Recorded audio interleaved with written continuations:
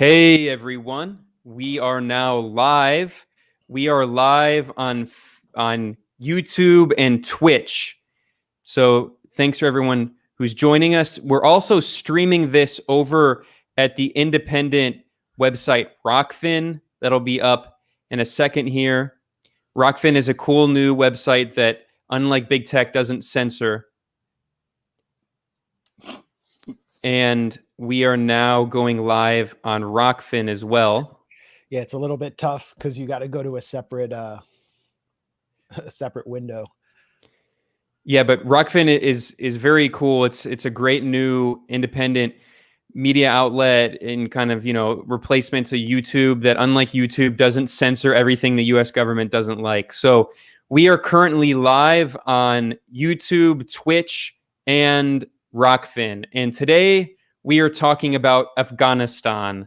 The US military has withdrawn and was defeated after 20 years. The United States, the world's largest empire, was defeated in Afghanistan. We're joined today by one of the leading experts on Eurasian politics and who has spent a lot of time in Afghanistan. I'm talking about Pepe Escobar. He is a really unique geopolitical analyst and journalist. I always love reading his perspective. I don't know anyone else who has such a unique perspective, and is also a great writer.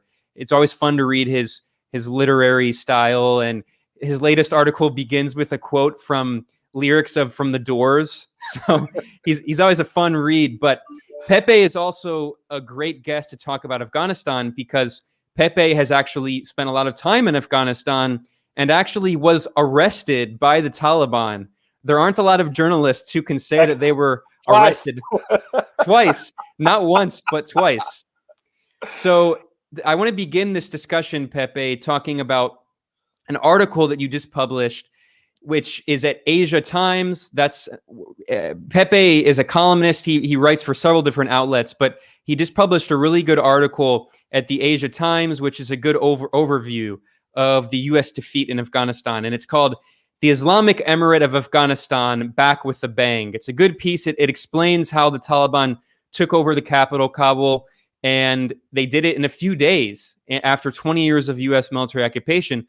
But what's interesting is that, as he writes here, this is his analysis, and this is what we want to talk about today with Pepe. We're also going to talk about his reporting on the role of the CIA and the opium ratline in Afghanistan. We're going to talk about the role of pipelines in geopolitics and minerals. But I think this is a key takeaway from his article, and this is what I'm going to let you start with here, Pepe. This is what you write in your article.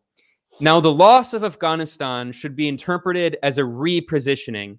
It fits the new geopolitical configuration where the Pentagon's top mission is not the war on terror anymore, but to simultaneously try to isolate Russia and harass China by all means on the expansion of the new Silk Roads. I'll leave it to you, Pepe, to comment on that argument. Okay, how many hours we got? The whole day?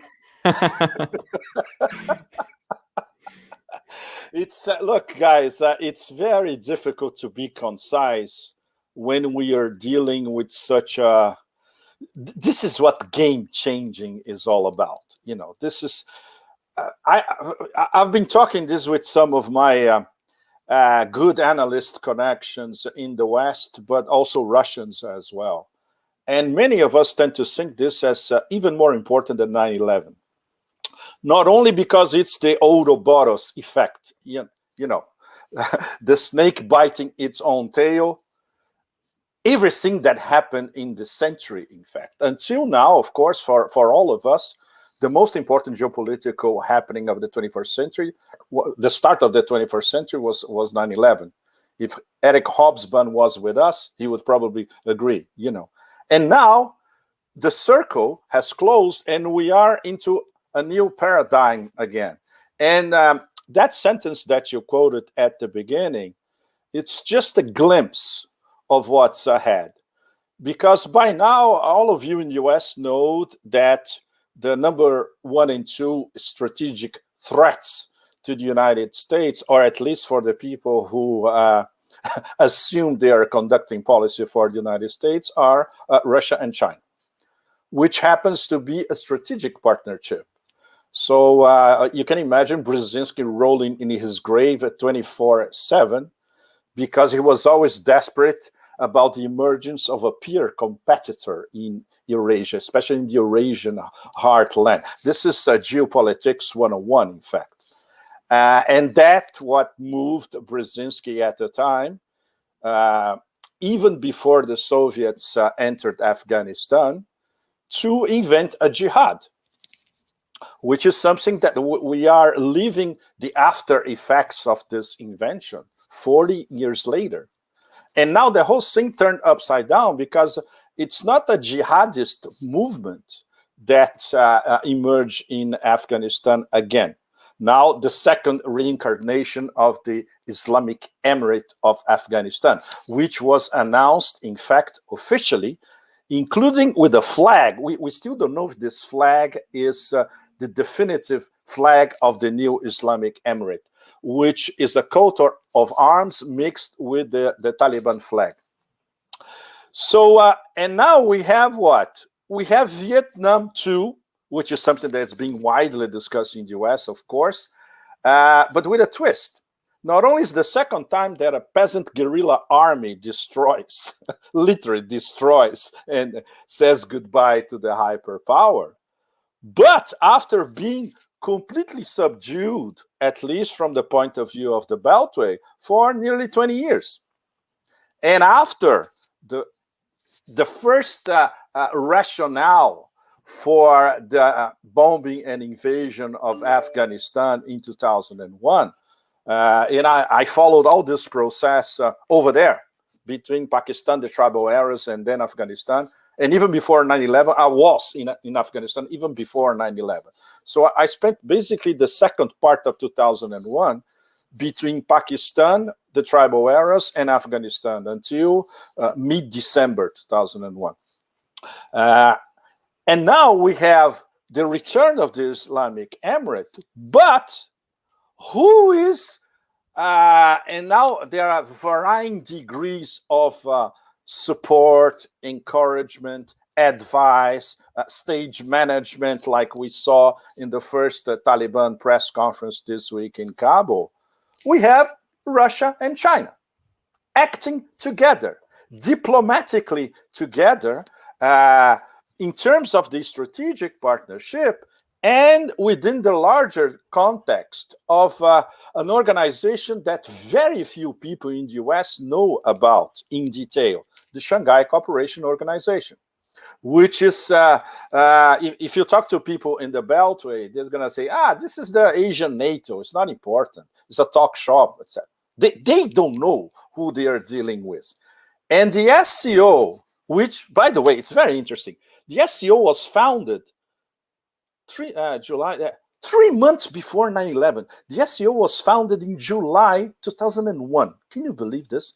At the time, it was called Shanghai 5, because it was China, Russia, and 3 of the Central Asian stands. And then over the years became the Shanghai Cooperation Organization. Basically, in the beginning, it was an organization which was supposed to fight what the Chinese, with their fabulous numerology all the time, call the 3 evils: terrorism, separatism, extremism. And then over the years, they evolved. And now it's a political, economic, diplomatic, and security mechanism, not only with these 5 initial members, but also with India and Pakistan, and something very important that's going to happen next month in their summit in Dushanbe in Tajikistan, which is directly related to what's going on in Afghanistan as well. Iran is going to become a full member of the SCO. So what do we have? We have all the major players in East Asia, the intersection of Central Asia and South Asia, where Afghanistan is. Afghanistan is a member of, is an observer of the SCO. And the full members are going to have Russia, China, India, Pakistan, and Iran sitting at the same table and discussing everything important in terms of political, economic, and security integration in Eurasia. they're bringing Afghanistan into the fold, which means that sooner or later, Afghanistan is going to become a full member as well. So what does this tell us? Tell us, once again, the big story of the 21st century, which, irrespective of what the US was doing, which was basically war on terror for most of these past 20 years, the big story is the integration of Eurasia with Russia and China as, let's say, the primus inter pares, to remember our Latin. You know, they are, of course, everybody's more or less equal, but of course, Russia and China are more equal than the others. And everybody under the same roof, which is something that we're going to see next month, discussing, among other extremely important geopolitical issues, how are we going to integrate Afghanistan into an all-Asian project of economic and political integration? How are we going to support their efforts to have a country that is relatively stable? And now that the strategic partnership was given on their lap, this absolutely gift from Allah, maybe, of Afghanistan falling on their laps, practically. It's no wonder that behind the scenes, they are more or less, I described it as stage managing, but it's more like it's stage managing in the sense of pointing to the Afghan Taliban where to position themselves in the global stage. So the other half, which is what we could call NATO stan, the United States and the Europeans in NATO, more or less have to respect this new paradigm and at least try to live with it, which is something that obviously we're not seeing and we're not going to see in a long time. Okay, let's say this is more or less the introduction. So I'm open to your questions, guys. I think it's going to be much more lively. Well, as an introduction, that was very really sweeping analysis about what to expect geopolitically. And there's so many issues that we haven't even gotten to, just about the immediate rapid defeat and collapse of the so-called US partner force. I'm talking, I know Ben wants to talk about Afghanistan, but I'm talking about Afghanistan because I just can't pronounce it like that. I just want to apologize. Afghanistan. American English always has so many nasally A's. Afghanistan. Yeah. Well, at least I managed to, not say Iraq and Iran. Where did you run? I ran so far away. I remember Michelle Obama would always try to say Iran properly, but she'd say Iran. So it sounds like the fermented milk that you get at Middle Eastern restaurants. But anyway, there's I wanted to just get your reaction because you wrote a piece on August 13th about the Saigon moment of the US. And I want to get your comment on looking back before we look forward to the geopolitical situation and talk about your piece that came out today about implications for Russia and China and how the Taliban have embarked on a fairly sophisticated PR campaign to cultivate support from the so-called international community. They want to be the Taliban 2.0. Exactly. Yeah, but there's a clip I want to play, a video, and it's from a Hollywood film in the 80s. And I want to get your reaction to it. And I guess like after we play it, I'll follow up with like a quick question. But this is a monologue from Colonel Sam Troutman, who was the sidekick of John Rambo, his former commander. And, Troutman would just appear briefly in Rambo 1 and 2 to kind of advocate for Rambo. Like he's out there and you're not supporting him and he's gone crazy, but I can talk to him. But then in Rambo 3, Colonel Troutman actually joins John Rambo on the battlefield, and they are assisting in a kind of train and equip program for the Afghan Mujahideen back. And Troutman's like the CIA, one of the CIA assets. Who's a hero in this film, and they're the freedom fighters, and the Soviet commanders are seen as these boneheaded fools who don't understand that you can get bogged down. Well, let's just play the clip. This is an exchange between him and a Soviet commander. All right, here we go. This is on. You know, there won't be a victory. Let me. Every day You can all hear that, right? machines lose ground Yeah. to a bunch of poorly armed, poorly equipped freedom fighters. The fact is that you underestimated your competition. If you'd studied your history, you'd know that these people have never given up to anyone. They'd rather die than be slaves to an invading army. You can't defeat a people like that. We tried. We already had our Vietnam. Now you're going to have you. You know, there won't be a victory. That's the clip. So Talk about being prescient, huh? Wow. yeah. Well, the sheer irony, like, why didn't the Pentagon watch Rambo 3? I mean, what? They practically produced it. I mean, you might as well watch it. No, but the industrial military complex, they also watch it. They say, who cares? We're profiting from it anyway. Great point. Great. That's That's the point to make. So That's exactly what happened. Is that what you think explains the hubris of the Pentagon, which was really driving the agenda? Why the military intelligence lied? Why the commanders lied about the situation on the ground to political leadership? It is that they're advancing their own bureaucratic interests. To a great extent, Max, it does. In terms of the internal dynamics of the industrial military complex and how do they operate globally. Look, you know what's the GDP of Afghanistan, the latest number that we have, I think, is 2019. It was around $20 billion a year. Not much, 19 point something. So if we calculate that the Pentagon spent $2 billion, which is more in those 20 years in Afghanistan, that makes $100 billion a year. That's 5 times the Afghan GDP spent by essentially the industrial military complex on Afghanistan and in Afghanistan and certain pockets of Afghanistan a year. What do they have to show for it?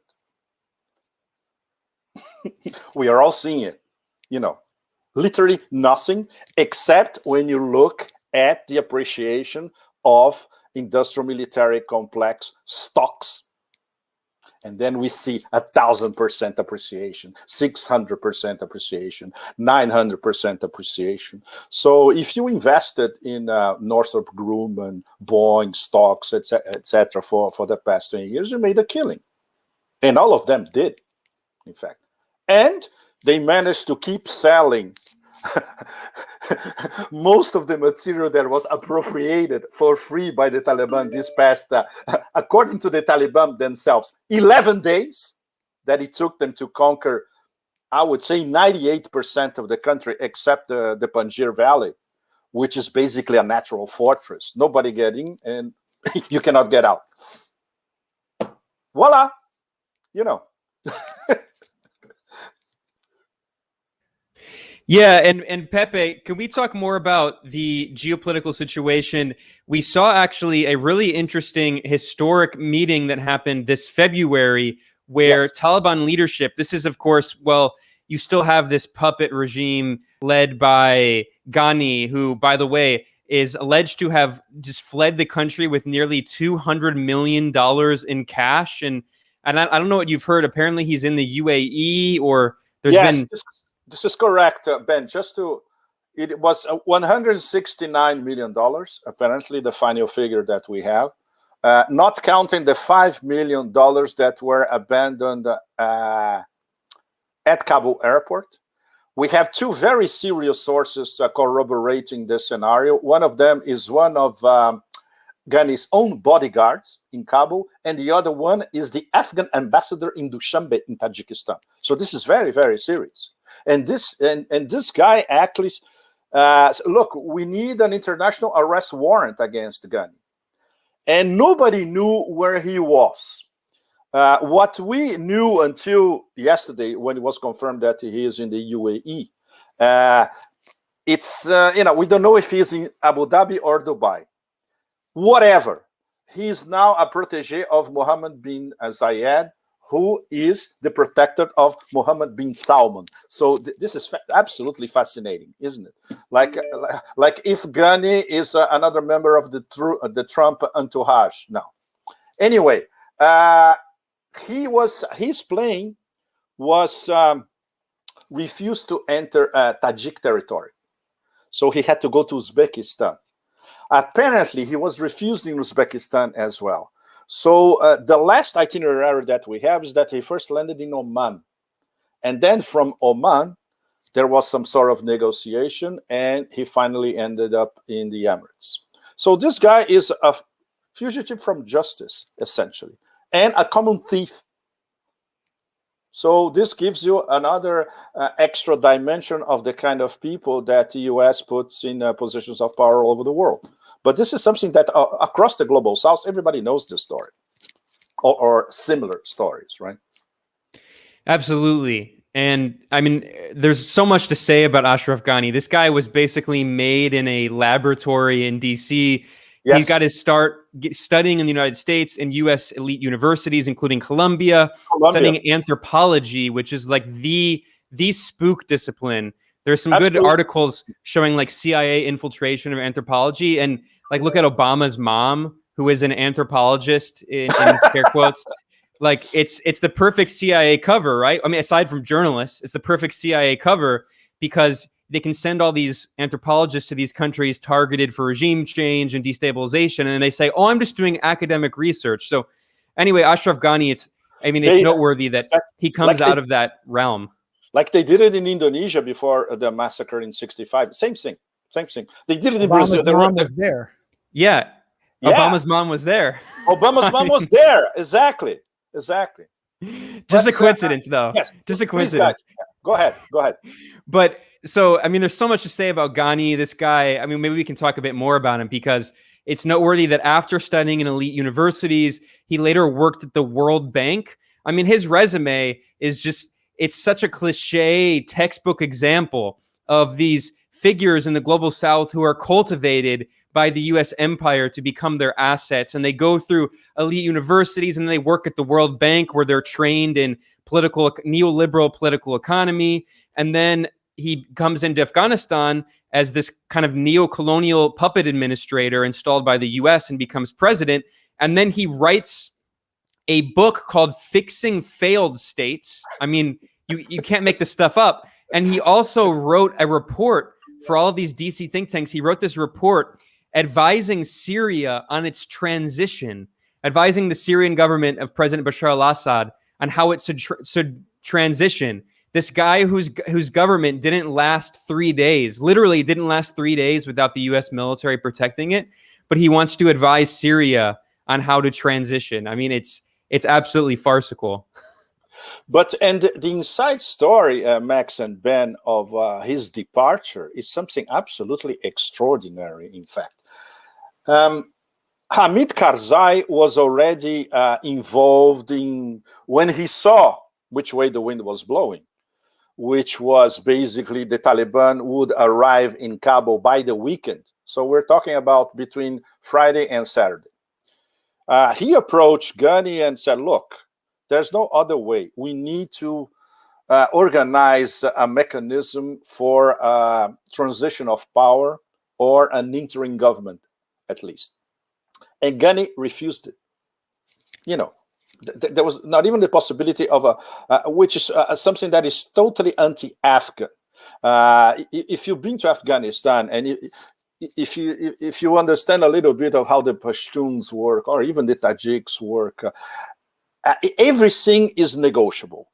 It's like they have mini shuras every day to decide about everything you can imagine, which is exactly what Hamid Karzai and Abdullah are doing now. These are the two people who are conducting what's going to be the negotiations towards what's going to be the next Afghan government.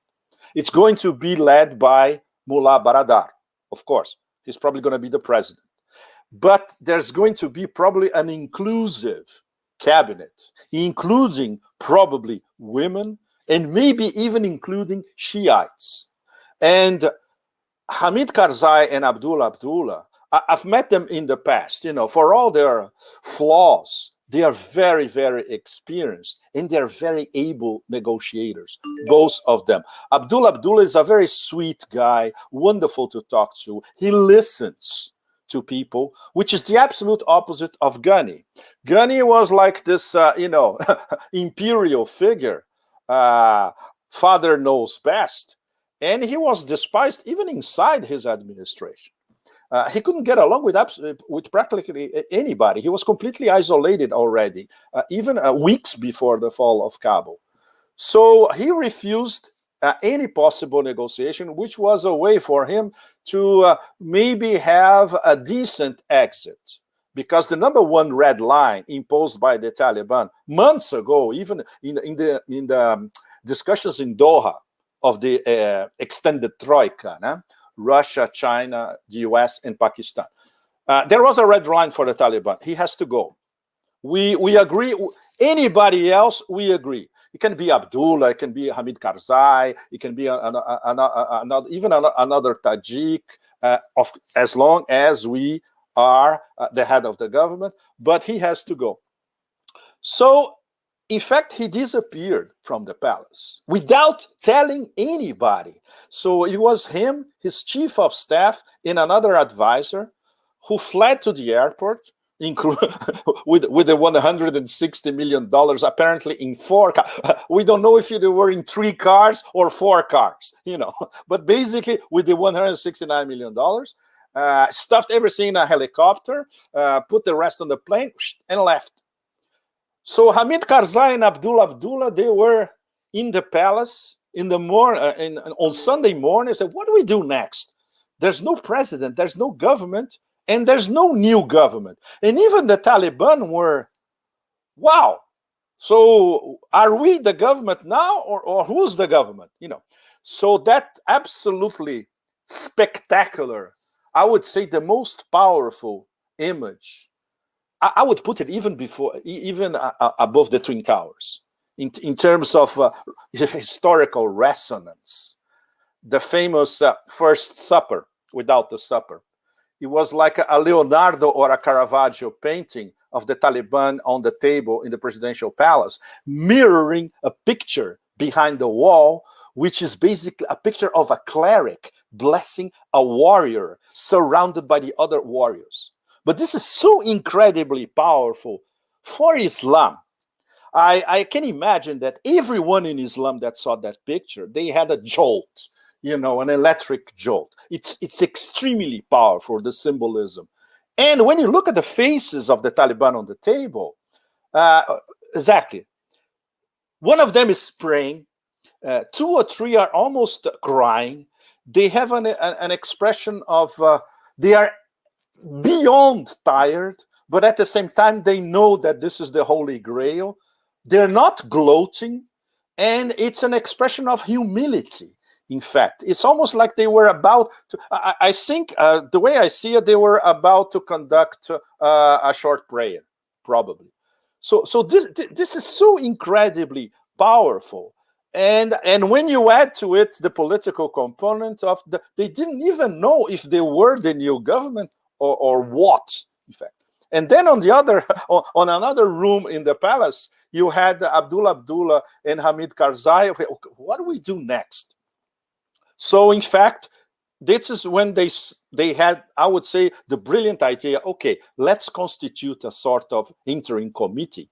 Us, of course, they're already there. Let's call somebody else. And obviously, a very risky undertaking. They called Gulbuddin Hekmatyar, former warlord, turned bomber of Kabul, turned America's wanted, probably number 1 or number 2 for a while. I remember in 2002, I was in Kunar in Eastern Afghanistan. Big-time CIA asset before you. Big-time, very good, Max. Big-time CIA asset and Saudi Arabian asset as well. And then turned politician. He was the leader of the Hezbollah Islamic Party. He became a respectable politician, etc. So, but the problem is, Hekmatyar, okay, the guy is a has-been. No, he still commands a lot of respect in many tribal intersections in Afghanistan. So it's important to have a guy like this on your table. Otherwise, he's going to turn against you. That's a classic Afghan politics, right? So, okay, so now we have this committee of these three wise guys, let's put it this way. And these are the people, especially Hamid Karzai and Abdullah, who are more or less shaping the new government. Mullah Baradar came from Qatar to Kandahar. He arrived yesterday in Kandahar. He's probably going to go to Kabul till the end of the week. The conversations are in Kabul. Today, for instance, they were talking to the Pakistani ambassador in Afghanistan, which is a very important figure. They are having discussions with the Russian ambassador in Afghanistan, another extremely important figure. So they're trying to organize a consensus. So this is not a bunch of guerrilla fanatics from the middle of Helmand province who show up in Kabul and say, no, we are the new government. No, this is a very sophisticated negotiating process, in progress. And considering what we heard yesterday at their first press conference, we expect this to be a completely different paradigm, geopolitical situation, a political situation with what happened between 1996 and 2001. I remember at the time, it was an absolute mess. You would arrive at the Ministry of Foreign Relations house, which was practically a shack in Kandahar, and you saw that you were literally in a shack in sub-Saharan Africa, not in the Ministry of Foreign Relations of a major Eurasian nation. The pressers after 9/11 and before the American bombing, they were in the garden of the Afghan embassy in Islamabad. It was an absolute chaos.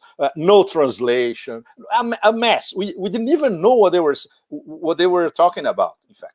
And now it's a completely different story. They have very good English-speaking spokesmen, several, not only one, not only Shaheen, who's in Doha, part of the political committee in Doha, several. The press conference was an extremely well-organized endeavor. So it's a completely different story. And the most important thing, they are getting what we could call again the stage management clues from the Russians, especially collaborating with the Chinese, of course, look, this is how you need to present yourselves to the world. These are the red lines. You have to be inclusive. You have to conquer world public opinion. So it's a very sophisticated soft power operation. We don't know how this is going to afterwards, but it has started in a very impressive way. Well, let's talk about yes. that. Ben, go ahead, Max. Ben showed a picture of that glass table they were around. I assume there was no skag on the table, but we want to talk about that later. There's a lot of discussion about heroin in the chat, and we're going to get to that. But I just wanted to specifically ask you, because you were building up to it and you wrote about it in your column today, about that press conference. It was remarkable. And, I watched it on Al Jazeera English, which was actually the only place. Al Jazeera. You probably got a good translation, Max. No, yeah, exactly. No, I got a bunch of British assholes saying, this is remarkable, stunning stuff, remarkable, amazing stuff. Unbelievable. And there was no translation. And then you have the Al Jazeera Arabic guy there who's like, they always got the exclusives with bin Laden, and, they were always there. But we got nothing out of that press conference. So afterwards, I was able to digest it, and you wrote about what Zabihullah Mujahid, the spokesman, promised, which was not what I think at least the Western media was expecting, because they were familiar with, as you said, the 96 through 2001 Taliban 1.0.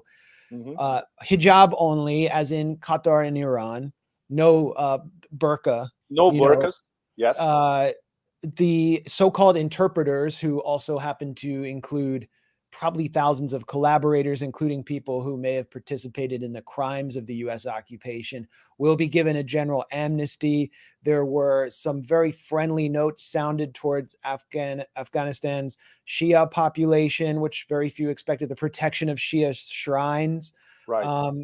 And well, really quickly, sorry to cut you off, Max, yeah. but we saw, I mean, they were, media events, but we saw some Taliban officials actually went to a Shia mosque and participated in their religious ceremony, which was a diplomatic and marketing sign to the Shia community. Oh yes, and Ben and Max, practically unheard of. We still remember how they treated the Hazara Shias from 1996 to 2001. I talked to a lot of Hazaras in Kabul at the time, and they were terrified. They were behind closed doors all the time. They wouldn't even venture to go out. They were isolated in a few ghettos in Kabul, and they told absolutely horror stories about it. And after and during that interval between the American bombing and the fall of Kabul, the Hazaras who were in Kabul, they were still terrified because they thought that the Taliban could return at any moment. Yeah. So this is a completely different situation. So what's to account for it? I mean, I think that there's clearly a Qatari role here.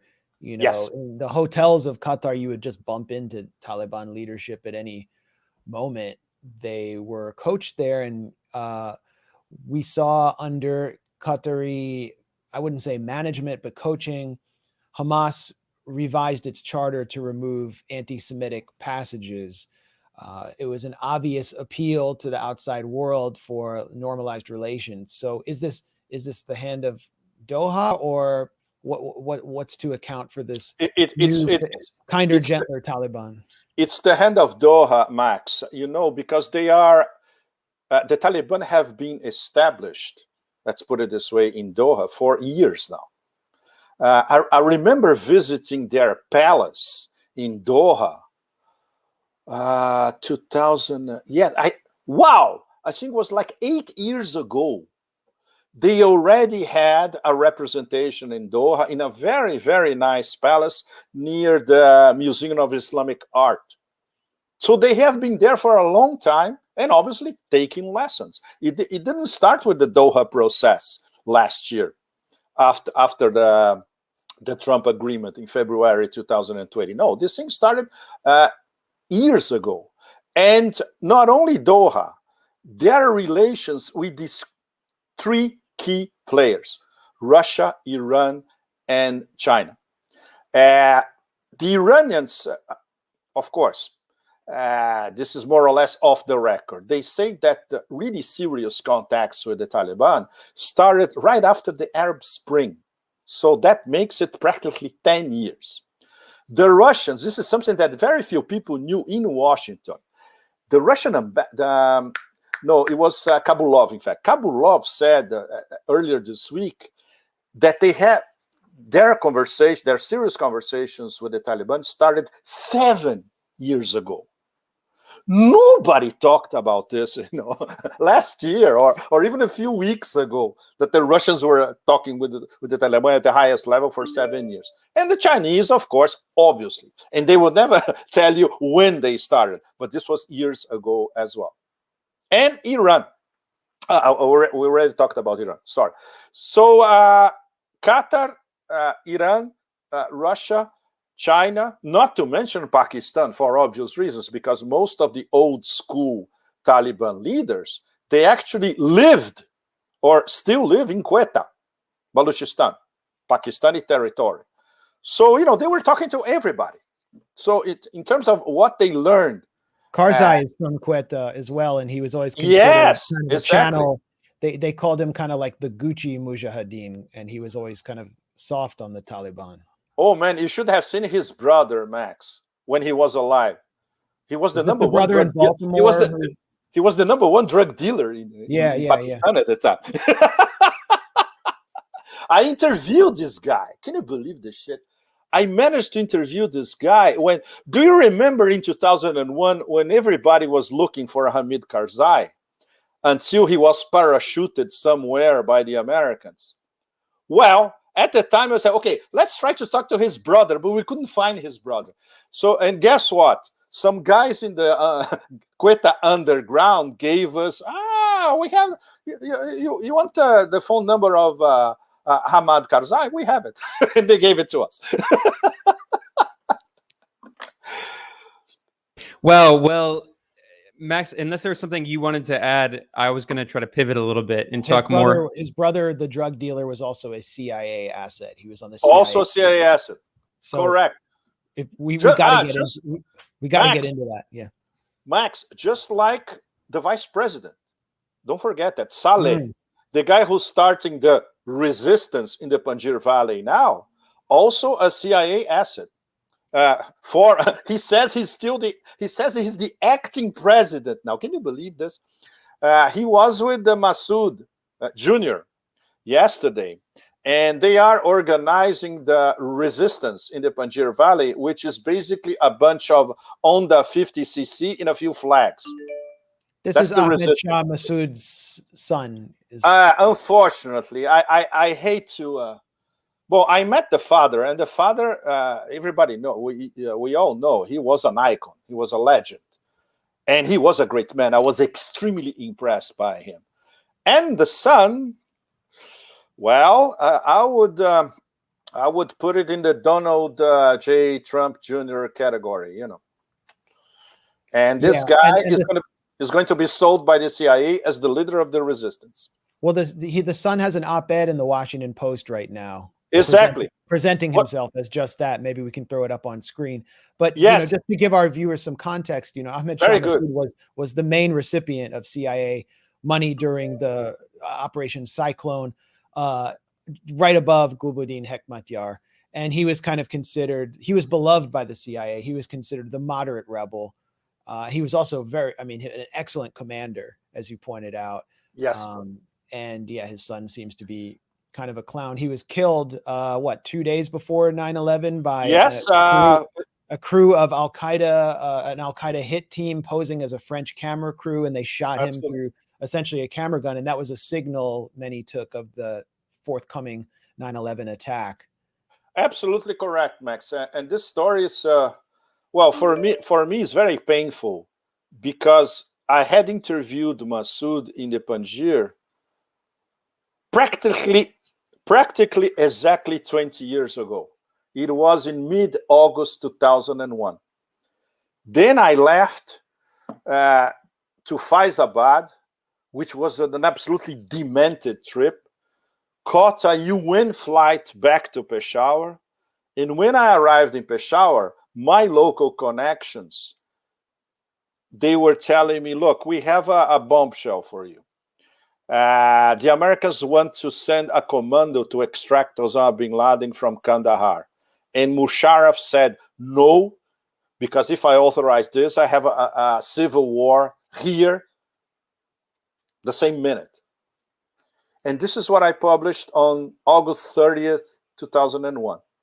And then on the 9th, I got a very cryptic message from our friends in the Panjshir. I think it was two or three words. They were saying the commander has been shot, and that was it. And I tried to, obviously, you try to place even a satellite phone call to the Panjshir. Absolutely impossible. So we only knew the next day about what Max just said. It was two Al-Qaeda operatives disguised as a camera crew. Massoud was killed in the explosion of the fake camera. One of the Al-Qaeda guys was killed by one of his bodyguards, and the other one later on. And everybody, okay, is this, what is this? So when 9/11 happened, exactly 2 days later, everybody made the connection. And then 1 year later, back in the Panjshir, I could make the connection. The guy who gave the letter of presentation for Massoud's people in the Panjshir for these two Al-Qaeda, for this fake Al-Qaeda camera crew, was Sayaf. And Sayyaf was another warlord protected by Saudi Arabia and also with American connections. So then we could finally see the plot, but only 1 year later, you know. So when I saw Massoud Jr. this time, and I made the comparisons with what his father lived and what he was trying to do, can you imagine, Ben and Max, that Massoud, the last 3 weeks that he was alive, you know what he was doing? He was plotting a counter-offensive against the Taliban in the northern part of Afghanistan, in Taloqan. He said, he showed me a map. He said, look, if we go here, blah, blah, blah, if we capture Taloqan, then we're going to have almost 10% of Afghan territory. Can you believe this is what he was doing at the time? And he explicitly said, I am fighting against, he didn't say coalition, of course, but I'm fighting against a trio, Al-Qaeda, Taliban, and the ISI. And that's a very complicated story because Massoud, before, he had very good relations with the ISI. When, like when Max said, when he was a top American asset, he worked side by side with the ISI. Although the ISI favorite was Hekmatyar, was not Massoud. In fact, all of the so-called Peshawar warlords, the guy who were taking the big money and then distributing the money with the jihadis, they worked very close with the ISI and with the CIA. That's the whole story. Right. It's like Peshawar was so filled with CIA and ISI spooks, it was hard to distinguish. And like when Abdullah Azam was killed, no one even knew who was responsible because it could have been Al-Qaeda, it could have been ISI, it could have been CIA. It was all mixed up. But, you know, just a quick point here, and I know Ben has a question, but just quickly, because we're talking about 9/11, and that it looms in the background. The smoldering towers loom in the background of the scenes of the so-called interpreters trying to get inside a C-130 airlift that causes it animates the panic in Washington over the Taliban returning to power. I do not believe the Taliban had a role in 9/11, but most Americans definitely not. They're responsible. Most Americans do. Yes. Mullah Omar was deeply uncomfortable with bin Laden's presence, and they want to erase this history. So I don't know if you have a comment on that.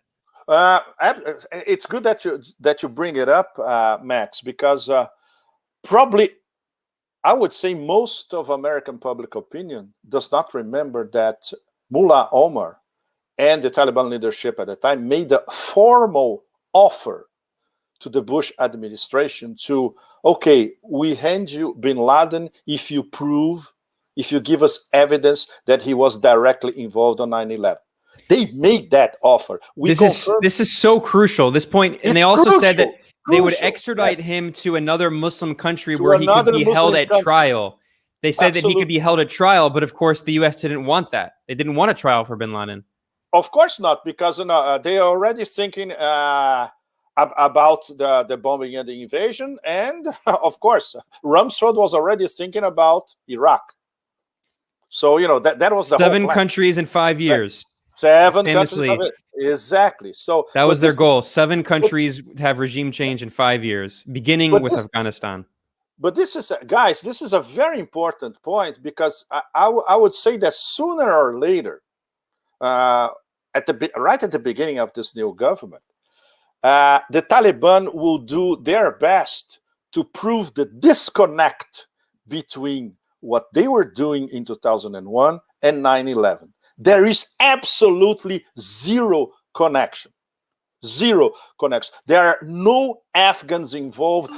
Any way you look at how the whole thing developed, right, wrong, fiction or not, I'm not debating that. What I'm stating with absolute certainty, and this came from them and then confirmed by Pakistani intelligence, which may or may not have had a hand in some details of 9/11. That's another enormous discussion. Afghanistan and the Taliban had absolute, apart from the fact that, faithful to the Pashtunwali code, they were offering hospitality to Osama, and already in 2001, he was becoming a very, very problematic guest. But according to the Pashtuwali code, you cannot simply throw out your guest at your will. No way. That's why they needed a very good reason to say to Osama goodbye. And that's why they asked the Bush administration for evidence, which was never provided. So this is very important. And I'm sure this was discussed with everybody, with the Iranians, with the Russians, with the Chinese, with the Qataris, obviously. And sooner rather than later, this has to be erased, because then the label of terrorist organization over the Taliban instantly disappears. And this is something that the Russians have advised the Taliban. Look, if you manage to do this in a sense that global public opinion can see clearly that you had nothing to do with 9/11, that's it. That's it. And this is going to happen. Well, Max, was there something you wanted to jump on? Because I want to pivot a bit to talk more about other elements of geopolitics, especially the Tapi pipeline. But did you have anything you wanted to add? Well, the title of this live stream, a part of it was the opium ratline, and I've seen a lot of comments about that. Yeah, well, So that's part of it. I could talk about this history forever, and I love it. But I really, let's get into that. Let's do a pivot. Yeah, an Asia pivot, if you will. So right, Asia pivot, allow Obama administration. Exactly. So, I mean, you have so much good writing, Pepe. I also just want to point out really quickly the hilarity of the son of a CIA asset talking about the Mujahideen resistance to the Taliban, which of course was birthed out of the Mujahideen supported by the CIA. So we just see this. You mentioned the Ouroboros, the snake eating its tail, and we see the snake eating its tail of perpetual CIA blowback that becomes more CIA operations that's used to justify more intervention. So, I mean, it's pretty rich. But in your articles, one of the things that I really appreciate about all your articles is you always have a very firm materialist analysis. I mean, as all good geopolitical analysts should have, of pipelines, mineral resources, natural resources, and of course, opium and the role of that in Afghanistan. You have written about the CIA heroin ratline and opium ratline, but I also want to talk about pipelines. So we'll talk about the opium role, which is important, but I think a better transition is to actually start talking about pipelines, because anyone who knows anything about the past 30 years of Afghan history knows that there has been numerous attempts to build a pipeline with Turkmenistan. Back in the 1990s, Pakistan and Turkmenistan agreed to start building a pipeline.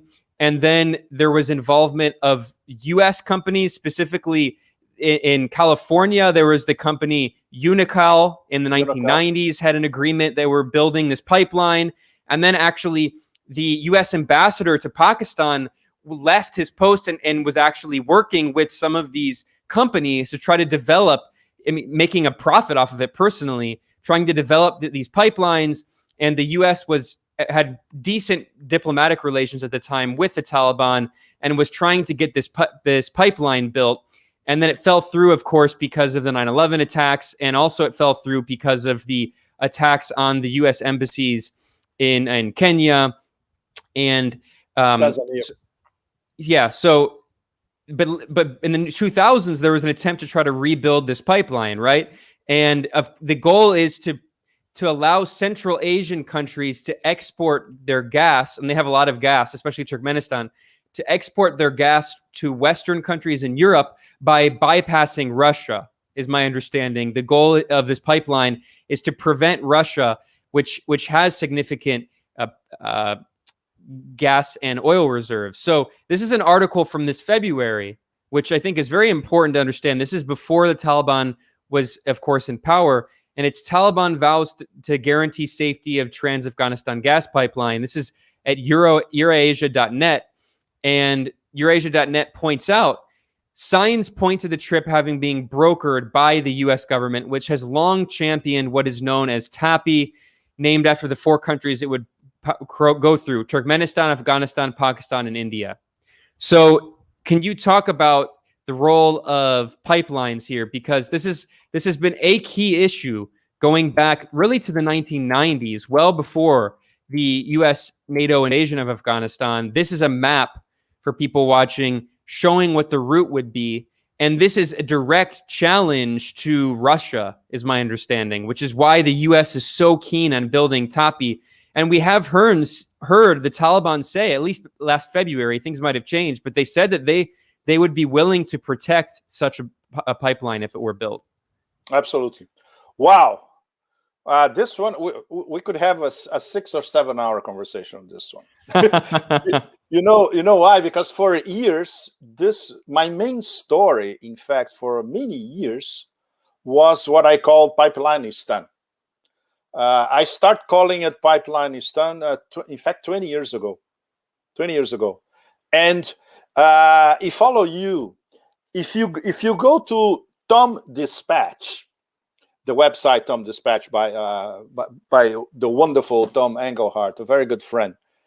I wrote a series for Tom Dispatch.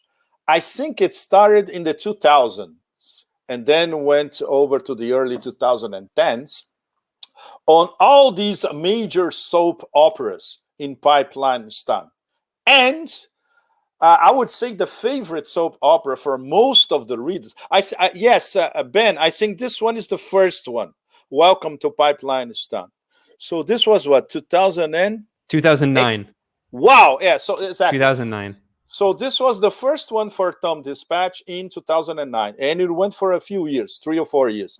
And for the readers are absolutely fascinated by a particular soap opera. And you just mentioned 50% of it.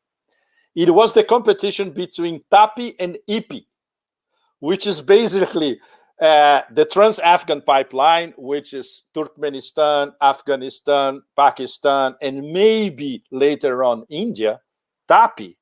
And the other one would be Iran, Pakistan, India, IPI.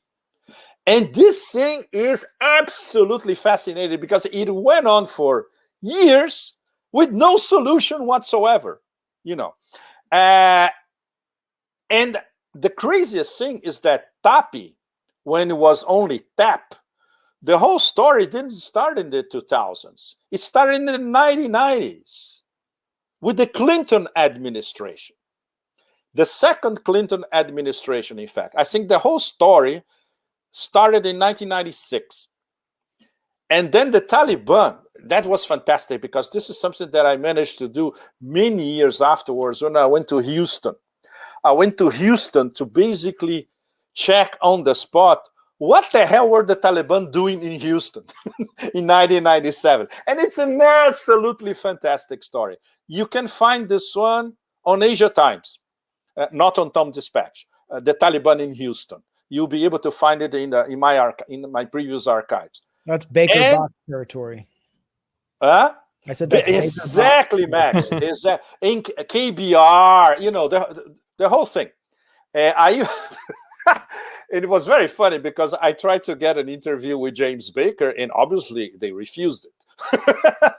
What? Asia Times from Asia? What do you want to talk to James Baker about? It was very, very fun. Anyway, the story is amazing because essentially they were more or less reaching an agreement, the Taliban and the Clinton administration, and they were basically haggling about transit fees. Can you believe that this was the crux of the story? And it was not a lot of money. It was less than $100 million probably, which would go to the Taliban coffers. And we were at this stage a few months before 9/11.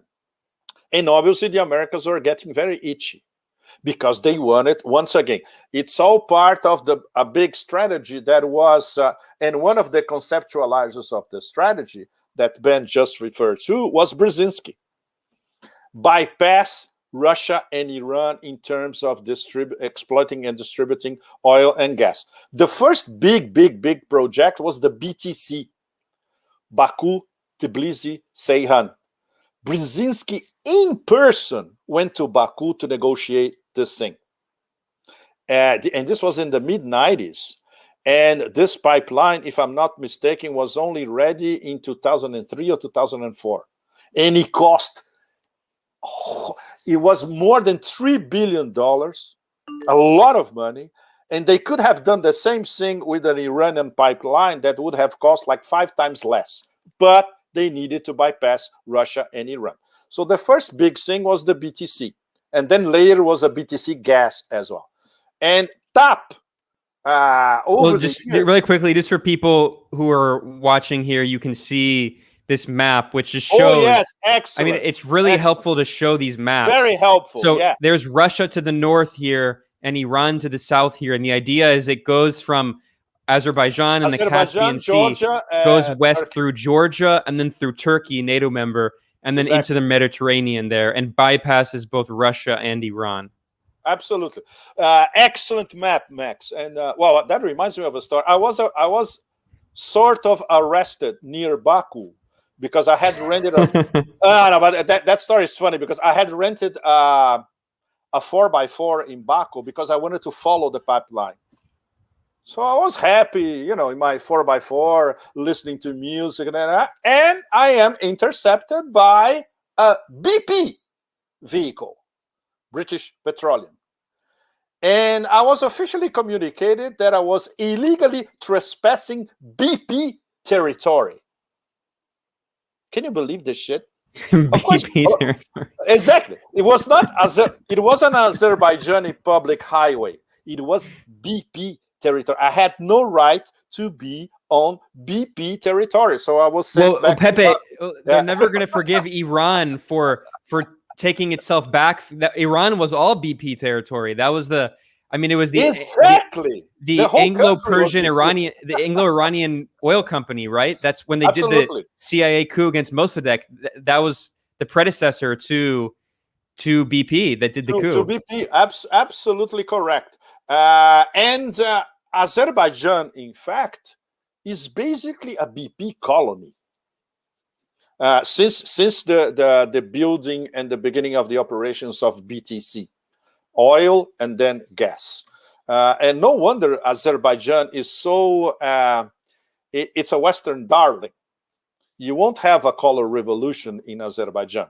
You're going to have the Aliyev clan installed in perpetuity in Azerbaijan because they are one of us, essentially. That's the story. Well, but with TAPI, the story was much more complicated because during the Bush-Cheney years, essentially, I'm sure you remember that Dick Cheney was basically going to Central Asia or sending a mission practically every month. They were absolutely obsessed with Central Asia, the team Cheney especially. And TAPI was a very important plank in the whole configuration. And they had to include India. The problem is Afghanistan, even in the 2000s, was extremely unstable. So it was no investor was going to, enter into this adventure, TAPI, with especially because according to the trajectory, can you imagine that TAPI would go through Western Afghanistan, would cross Helmand province? Can you believe? Which at the time was an absolute mess with American troops everywhere. Bombings, you name it. And then we'll go through Baluchistan, which at the time was also extremely unstable because the Baluchistan liberation movement was very active at that time. So obviously nothing happened with TAPI. So what was the Cheney administration doing? Trying to block IPI by all means necessary. So the Iranians built the Iranian part of IPI.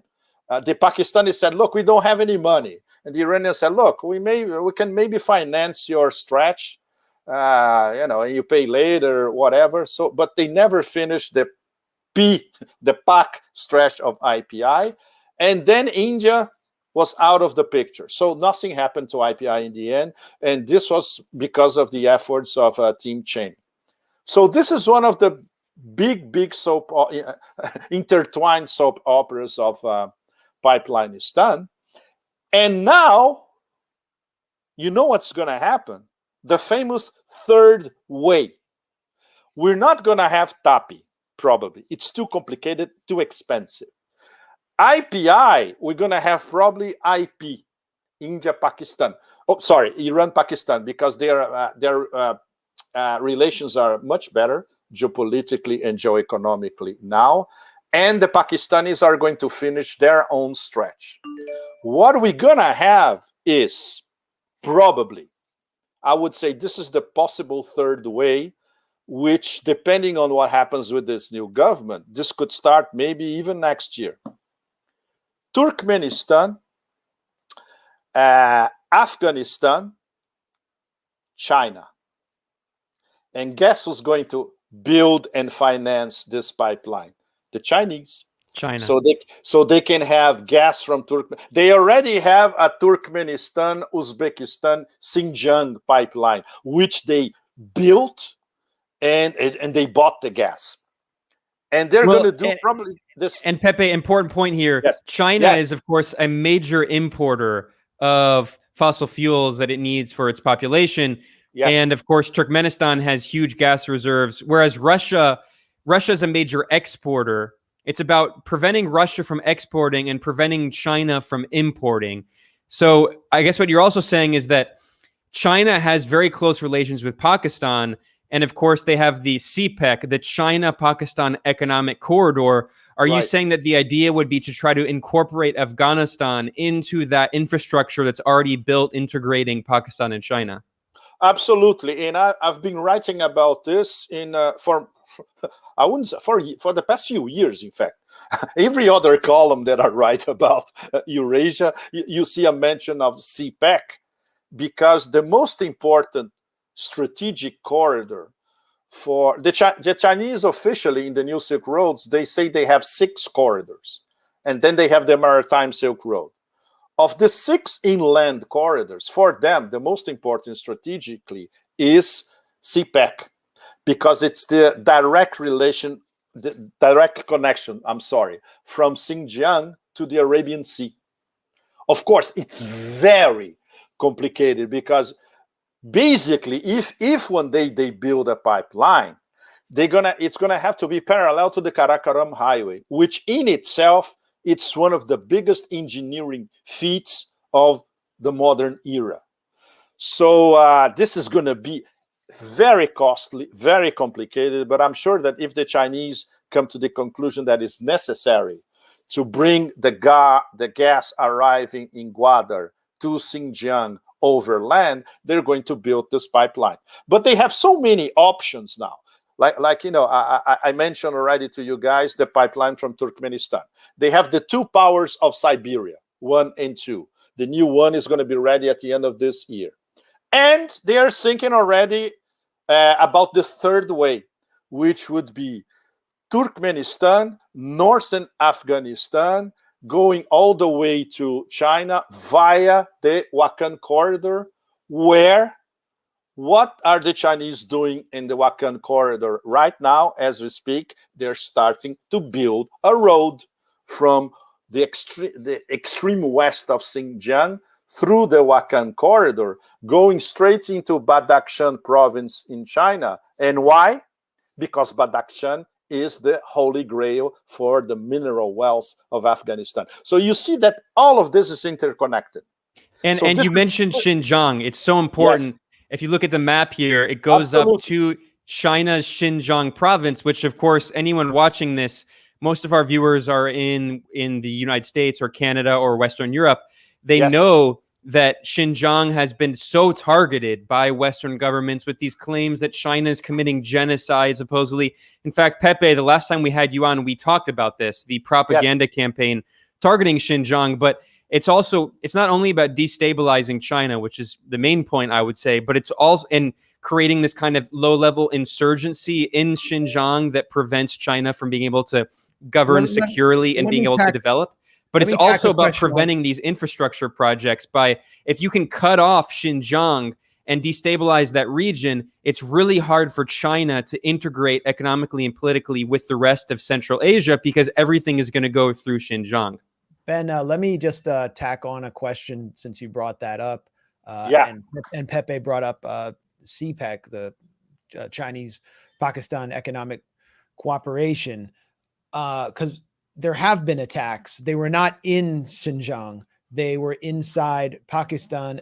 9 Chinese engineers were killed working on a dam project that was part of CPEC in a joint attack by a Pakistani jihadist faction and members of the East Turkestan Islamic movement, which was delisted by Mike Pompeo's State Department on the grounds that they do not exist. They do not exist. Okay, this is the Uyghur separatist movement that China says is a existential threat to China's development and national security. And it is why China has embraced security crackdown in Xinjiang since around 2013, 2014. It's really the heart of the issue there. It is. So it is.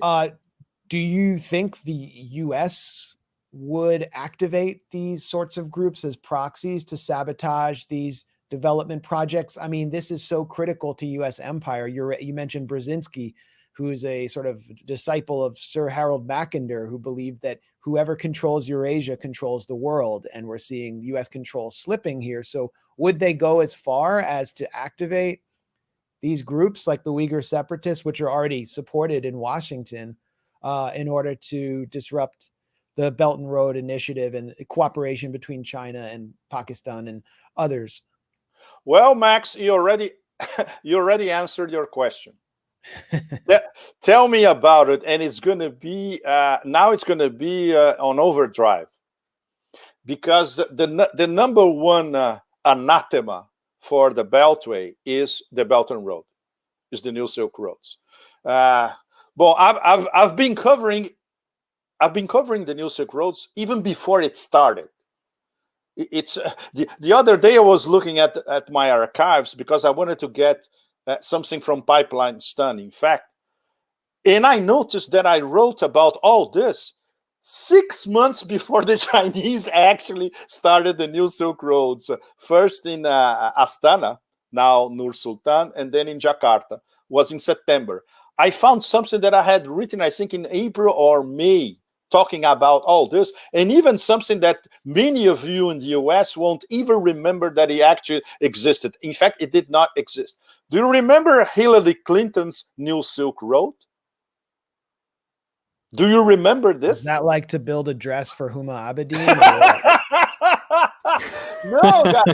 This was a Hillary Clinton pet project at the State Department. She wanted the US to build a New Silk Road based in Afghanistan, which is even crazy because at the time, as we remember, early 2010s, the situation was still extremely volatile, especially in Helmand, especially in those areas of where Tapi would cross. So, and I had completely forgotten about that, but this was discussed very seriously at the State Department at the time. And the New Silk Roads, they were, now we're going to have the 8th anniversary next month. The day Xi Jinping went to Nazarbayev University in Astana. This was his first speech talking about, now we have a new project. At the time was One Belt, One Road. It didn't work. No, it was a direct translation from Chinese. And then they changed to Belt and Road, which still doesn't work. In English, of course. It works in Chinese, but it's lost in translation. Where were we? Sorry. Xinjiang, yes. Look. Proxy war in Xinjiang, yeah. Exactly. Proxy war in Xinjiang. Look, I went to 3 Xinjiang borders before COVID. That was my last big trip in Central Asia, was in late 2019. You can find this on Asia Times, in fact, and it was in other websites as well. I went to the Xinjiang borders with Kazakhstan, Tajikistan, and Kyrgyzstan. And I talked to a lot of Uyghurs from the other side, Uyghurs that do not live in Xinjiang, right? So I talked to Uyghur businessmen in Bishkek, for instance, the capital of Kyrgyzstan. I talked to Uyghur businessmen in Dushanbe, the capital of Tajikistan. And in Kazakhstan, everybody is in Kazakhstan. Kazakhstan is like a crossroads of everyone from the Russian universe, the Chinese universe, and the Central Asian universe. It's absolutely fascinating. So you see business people from literally all over, and also Uyghurs as well. And they all told me more or less the same story. We do business. We are not harassed. We can travel back and forth from China to Central Asia and back. We have family in Xinjiang. They know that we do business, so they don't harass us. What drives them completely nuts is this extreme minority that has been indoctrinated, most of them online, by Wahhabi preachers from the UAE, Kuwait, or Saudi Arabia, and they think that they are jihadis and they can use a jihadi strategy to liberate Uyghur lands from the Chinese. And this is an extreme minority. And ourselves in Xinjiang and here in Central Asia, we consider these people to be lunatics. So basically they were saying that what the Chinese government is doing is correct. Try to isolate these people.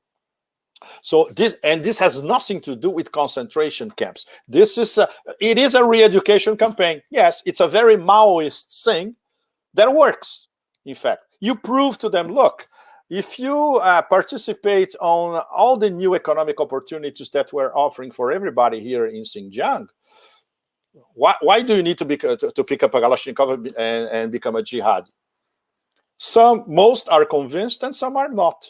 And those that are not are still members of the ETIM, East Turkestan Islamic Movement, which has a direct CIA infiltration, obviously. And this is going to become even worse from now on. The same thing with the Baluchistan Liberation Movement, which has a connection with the Jundullah terrorist movement, in fact, who goes back and forth in Sistan, Baluchistan, and the Pakistani part of Baluchistan. You know, they are based in Pakistan. They cross the border to Iran. They explode a few IEDs, and then they come back to Pakistan. These guys have a CIA connection as well. So obviously, the empire will continue to mobilize these people everywhere. Not to mention, we still don't know what they're going to do in Afghanistan. In Afghanistan, probably it's going to be ISIS Khorasan, which is the Khorasan Afghanistan chapter of ISIS, which is already inside Afghanistan. And this is going to be a major problem for the SCO to deal with. The SCO is going to have an overall strategy to combat ISIS Khorasan inside Afghanistan, because they know that these people can overspill and start threatening Uzbekistan, Tajikistan, or even Xinjiang. Right? Yeah, Pepe, it was actually, you're talking about Karzai. I mean, this is so incredible. The former Afghan president Karzai himself actually called ISIS. He said it was a tool of the US. Speaking of, speaking of the idea of destabilizing Afghanistan in the future using ISIS Khorasan. But Ben, this shows you, Max, and everybody, that Karzai now in the Beltway is persona non grata. Ne? You cannot say these things out loud. Exactly. He bit the hand that fed him for so long. Exactly. And it's true. It's true. Karzai changed a lot, actually. Look, I was very critical of him, but over the years, he matured. I bumped into him in a conference in Kazakhstan, in fact. And he said, I read your articles. And I said, oh, shit, I'm fucked. He's going to send one of my bodyguards to whack me. Usually if someone says that to you in public and you don't know them, like just randomly, it's usually something not bad. A good idea. You're like, oh, man. But now he's a statesman now. And he's respected. And he's still respected in the West. Obviously not by the CIA people after what he said. No? All right. So... Wait, one other quick point I just wanted to make, and then we'll cut to you, Max.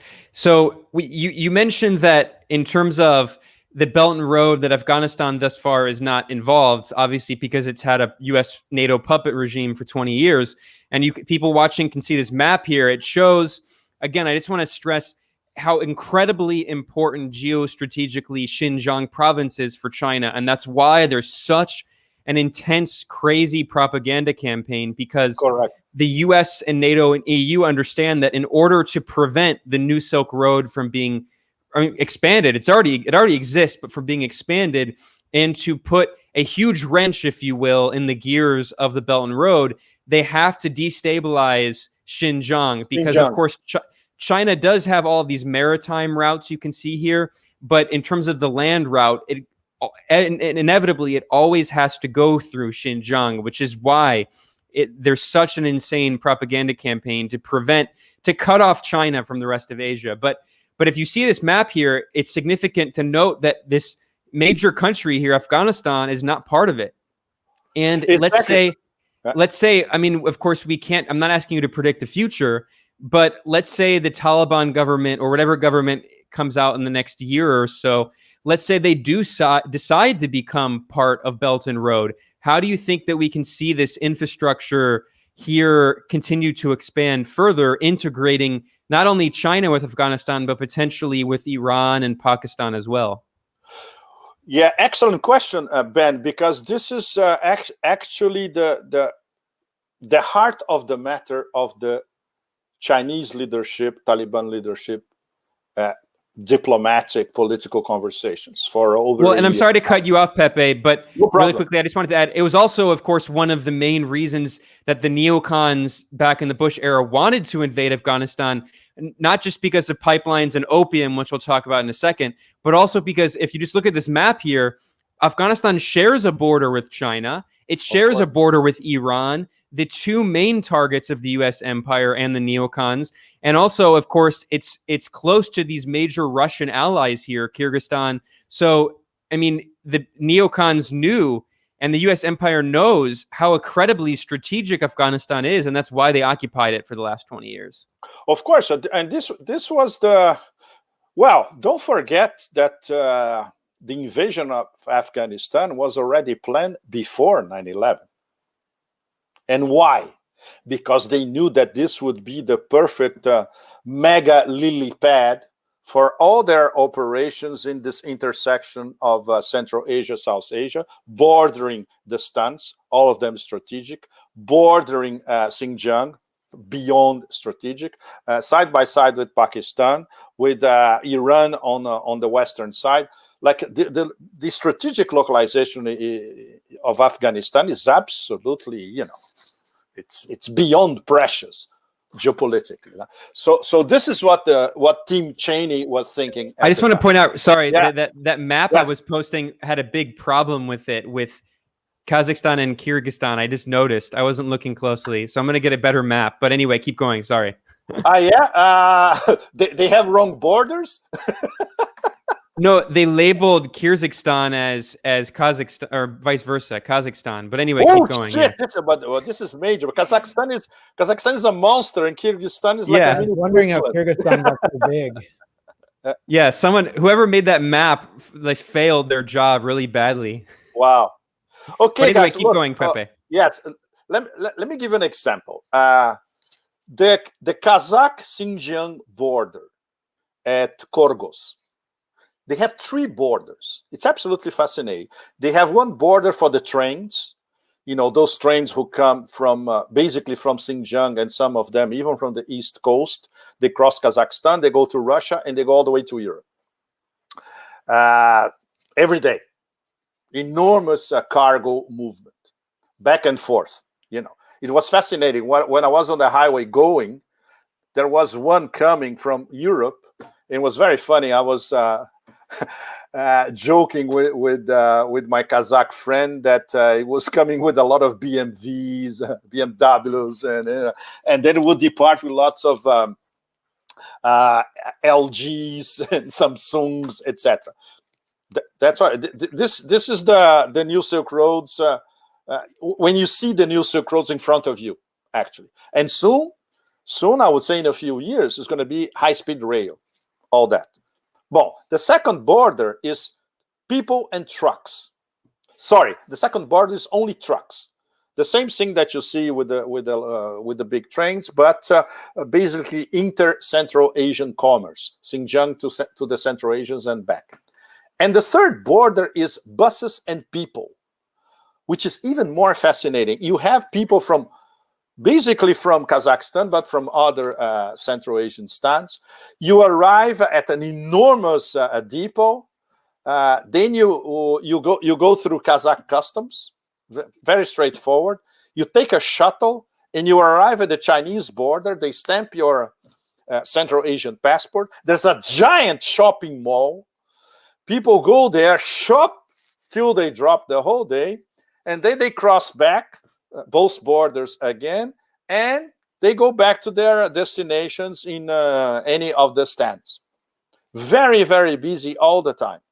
So this is the embryonic New Silk Road, for people, for trucks, for cargo, trains, cargo, etc. Soon we're going to have this all over, and we're going to have 2 different borders in Kyrgyzstan, 3 different borders in Kazakhstan, 2 different borders in Tajikistan, the same thing. And like we were saying before, until the end of this decade, or maybe beginning of the next decade, China plans to high-speed rail lines, all this, including the Trans-Siberian. The Trans-Siberian is the northern corridor. They are thinking already on a high-speed Trans-Siberian. They're going to start maybe with a stretch inside Russia, and then they're going to think about going from Vladivostok to Moscow, the whole thing. So this shows, and we're not even talking about the maritime Silk Road, which if you look at the map, going from southern China, and then Bay of Bengal, Arabian Sea, etc. And then we would have to talk about the importance of these ports. Chabahar in Iran, Gwadar in Pakistan. Well, we can go on forever with that. And this is also where Myanmar comes in, but that's a whole other topic. That's where Myanmar comes in, exactly. Yeah. And Myanmar has a pipeline stunt story. Everyone, check out our conversation with Brian Berlitic about that. Yeah. I mean, it goes back to my comment about attacks on Chinese engineers in Pakistan. Clearly, there are U.S. proxies who are seeking to disrupt the Belt and Road Initiative there. And anyway, I mean, we could talk about this forever, but there are a few issues that I think are really important to get on the table first. Okay. And then it's all up in U.S. media right now. $1 trillion of rare earth minerals in Afghanistan. China is also acing the U.S. on rare earth minerals. The Trump administration has put, for the first time, into the works an attempt to compete with China on mining rare earth minerals. This is obviously central to the 4th Industrial Revolution, which will be driven by electric batteries. So what role does this bounty of rare earth minerals play in the relationship that the Taliban will have with China, Russia, and the U.S. and how will it guide potential U.S. hybrid war on the Taliban if they? I mean, there's a hilarious CNN headline you should throw up, Ben, and it basically said, Alan McLeod tweeted it: "The world needs these rare earth minerals," meaning the U.S. needs them. The world, because we are the world. We are the world, exactly. So, well, that's Max. Once again, this is obviously. You won't see a leak about that on Chinese media, even in Mandarin or in Chinese social media. The Chinese think tanks, I have contacts with some of them. They are not talking about it as well, but this is obviously part of the conversation. Because look at this headline. I mean, it's just so colonial. The Taliban are sitting on $100 trillion worth of minerals. It's our minerals. Those minerals are ours. We spent 20 years trying to control those minerals. Well, there's your Green New Deal, by the way. But anyway. Yeah, exactly. Go ahead, Pepe. This is something that I want to do a story about this maybe next month. Do you know that there's more lithium in Afghanistan than in Bolivia? This is confirmed. So I would like to do Don't tell story. Elon Musk. Exactly. Elon Musk is already paying mercenaries to do a coup against the Taliban. Exactly. The first thing that when I had this confirmation, the first guy I thought was Elon Musk, obviously. But I hope to get more inside information, or at least some numbers from the Chinese, to build a story on especially lithium, which I'm sure is at the heart of the Chinese Taliban conversations. Because what the Chinese are possibly no, what they are proposing essentially for the Taliban is a package. They want only one thing, in fact: no etim, no jihadis destabilizing Xinjiang. The rest, you can do anything you want, and we're not going to interfere in your classic Chinese diplomacy. And what they are asking in return: we are going to integrate you into the China-Pakistan economic corridor. So it's going to be CPEC plus, with you in the middle. We are already building the extremely strategic Peshawar-Kabul highway. It's very hard to explain how important this is, but essentially this links an important branch of the CPEC in Pakistan, in Peshawar, the famous Islamic Rome, capital of the tribal areas, gateway to the tribal areas. But also, if you take a new highway to Islamabad, you connect to the Karakoram Highway. Don't forget that the Karakoram Highway starts in Kashgar, in Xinjiang, and ends in Islamabad. And then you take another brand new highway that I took the last time I was in Pakistan 2 years ago, and now in a matter of 45 minutes, you are in Peshawar. And now you're going to, built by the Chinese, I would assume in the next maybe 3 or 4 years, you can go from Peshawar to Kabul in a brand new road, I would say probably in a matter of 3 to 4 hours. Nowadays, it's still a very complicated trip. You have to go through the mountains in Sarobi before you get to Kabul. Near the border, there's always an enormous traffic jam, etc. I'm sure the Chinese are going to build a highway of hyper quality, like Ben just showed, which is the new Karakoram Highway. And I finally made it. At the end of 2018, I did the whole northern part of the Karakoram Highway. I literally fell off my 4x4 because I had done the Karakoram Highway twice in the 90s. And it was a nightmarish trip. It's one of the most fantastic road trips on the planet. But to do it during the 90s was a mess. It was very complicated. And now you are like in a very good I would not say American highway. You are in a very good modern Chinese highway. And you can do the whole northern part of the Karakoram, surrounded by those absolutely magnificent peaks of 5,000, 6,000 meter high. And you go to the Chinese border in 2.5, 3 hours from Gilgit, the capital of the northern areas in Pakistan. So they're going to do exactly the same thing from Peshawar in Pakistan to Kabul. So this is going to be a major game changer. And this is graphically meaning it means graphically the incorporation of Afghanistan into CPEC. And obviously later on, we're going to have pipelines. And of course, immediately, I would say, exploitation of natural resources with a special place for lithium. Okay.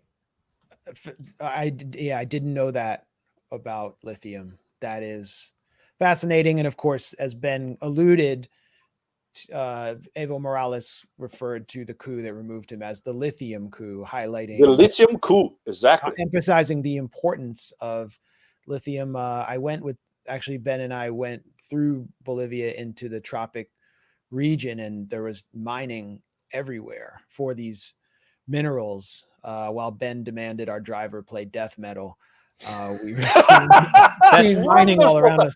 And then, that would have been cool if I did that, but I don't think I did that. You were speed man. I don't. Yeah, you did do that, but and then he only had scorpions or something. No, I think what was happening is we were all like trading songs. I mean, this doesn't matter, but I think we all had like one song, and I was like, "Do you have any metal?" Anyway, did you go to the Salar? Did you go to the Salar? We didn't, unfortunately. We didn't have time. No? It was during COVID, and there were so many travel restrictions. It was really hard. It was also it was during COVID, and it was under the coup regime still, so it was hard to get around. Oh shit! Did you go to Potosí to see the silver mine that basically financed the wealth of Europe for 300 years? Right, it's still right, there. Right. It's still there. Yeah, we didn't get to go there. It was it wasn't. But yeah, I know what you're talking about. The people of Potosí were brutally exploited, and under the coup regime, they were run by this right-wing tyrant named Marco Pumari, so who kind of represents that legacy. But I don't want to talk about Bolivia. I was just commenting on we're trying to emphasize the importance of lithium in the economy, where the World Economic Forum says that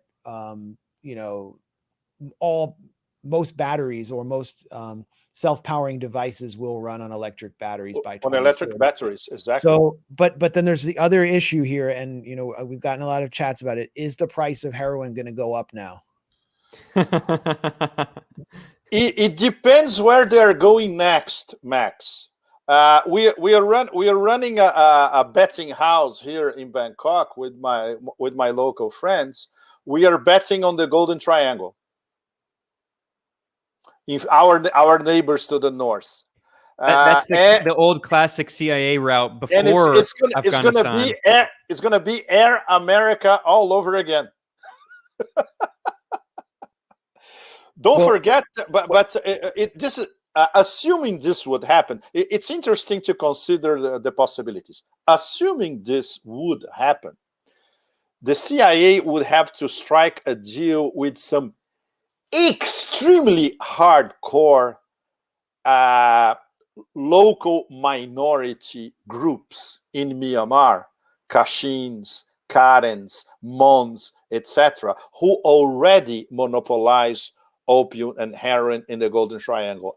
I'm not sure the CIA can offer something that they can say, okay, wonderful, we don't have it. They have everything, and they control not only from the Golden Triangle to Thailand here, to parts of China as well. From some parts of Myanmar, it goes straight to China without even coming through Thailand or Laos. So I'm not sure there's space for the CIA over there. I mean, in terms of the facilities that they had in Afghanistan, from Bagram especially. They could smuggle anything they wanted from Bagram. Remind me, the other day I was watching a Netflix series, but the problem is I watch everything. And the plot was an operation that one of the Marines in Afghanistan discovered that the CIA was smuggling heroin inside bodies of American soldiers. This is part of the plot of a Netflix series. Well, it's well known. I mean, that's how the SCAG arrived to the Bronx. Yes, American Gangster. I mean, it was in the bodies. It was in the body bags, and it was, the remnants of the Kuomintang, right? The remnants of the Kuomintang, exactly. Who were running the heroin. On that note, I wanted to point out, a few months ago, when we were doing more research on Myanmar, and again, I would invite people to check out our episode on Myanmar with Brian Berletic. I recently discovered back in April this article that was actually published in a mainstream outlet, PRI, Public Radio International, I think it stands for. This is a mainstream, and it talks about the history of the CIA using the Kuomintang and Myanmar specifically to run its heroin ring. And this is from the article. Again, this is a mainstream outlet. This is interviewing a former Kuomintang fighter. Quote, "I'd say there's a 50-50 chance that without the American help, we would not have survived." And then he's talking about CIA. He says, In the 50s, they took over and governed a huge swath of Myanmar, running between Thailand and China. He said, we turned toward the opium trade. And it says most of the world's heroin in the latter half of the 20th century was churned out of the Golden Triangle. That is until Afghanistan. When America invaded Afghanistan, they ramped up heroin production, opium production. But here, this is a mainstream outlet. Back in the 50s, when the U.S. was secretly fortifying the Kuomintang, the rebels were also busy setting up the arteries and networks that sustain the Golden Triangle drug trade to this day.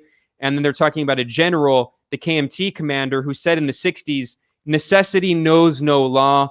This is why we deal with opium. We have to continue the fight to fight the evil of communism. Again, a mainstream media outlet admitting, of course, 50 years later, they'll never do it when it's actually happening. I'm sure in 50 years, we'll see mainstream articles admit the CIA was doing that in Afghanistan. But I mean, this is extremely well documented. Excellent. And you remember when Seymour Hersh, for the first time, wrote about the CIA heroin ratline. If I'm not mistaken, he had to publish in the London Review of Books, right? He couldn't publish that in the US.